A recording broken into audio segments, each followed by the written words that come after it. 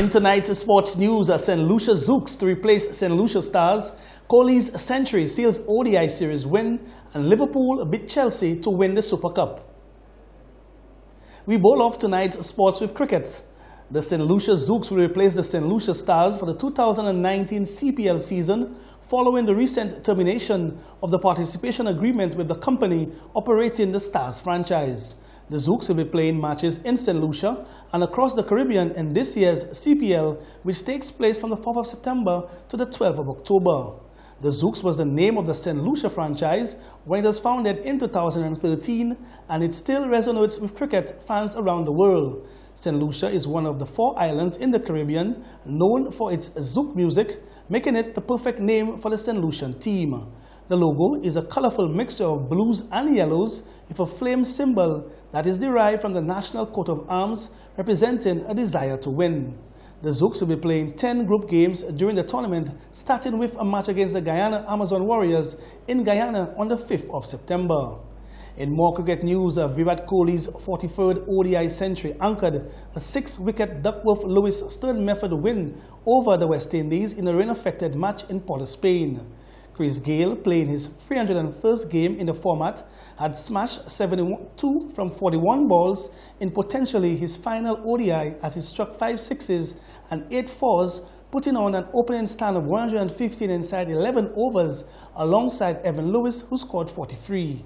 Lewis and Gayle then fell in the space of 5 balls as India pegged the host back, with Jason Holder's side on 158 for 2 after 22 overs before rain intervened.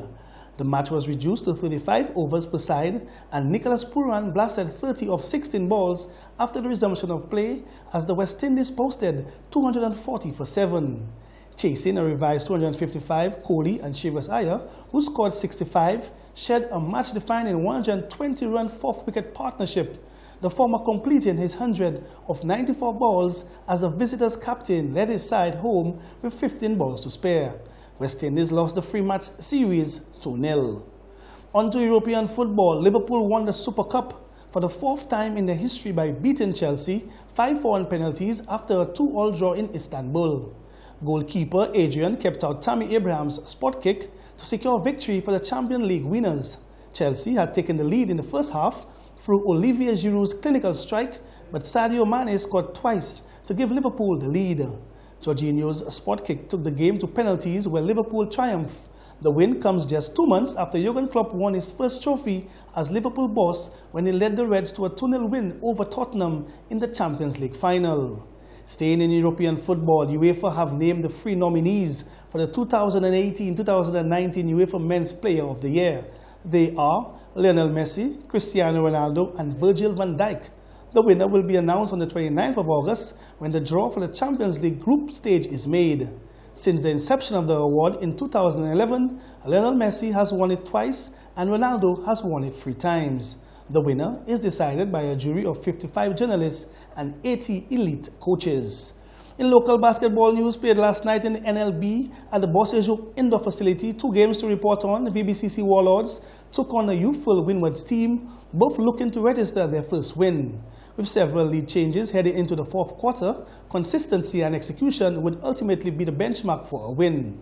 Windwards bravely held off VBCC's onslaught while taking advantage of some poor shooting down the stretch to win 54-53. KFC Player of the Game, Garrick George, finished the game with 16 points, 4 rebounds, 2 steals and 2 assists. In Game 2, the defending champions, Scotch Jets, went down to the Mount Fortune Gladiators 75-57. The KFC Player of the Game was Kevin Lasporis, who was all over the glass with 13 points and 15 rebounds. Games continue on Friday with a doubleheader at the Bossejo Indoor Facility. Basketball for the Future will take on Windwards, and in Game 2, a clash of the undefeated teams sees Bonte Blazers versus the Mount Gladiators. All matches begin promptly at 6:30 p.m.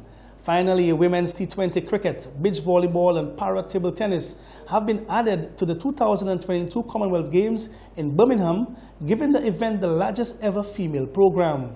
The 71 Commonwealth Games associations voted in favor of adding the free sports for the competition, which will also become the first major multi-sport event to feature more women's medal events than men's. There will be 135 medals available for women and 133 for men. That's how we end tonight's sports news.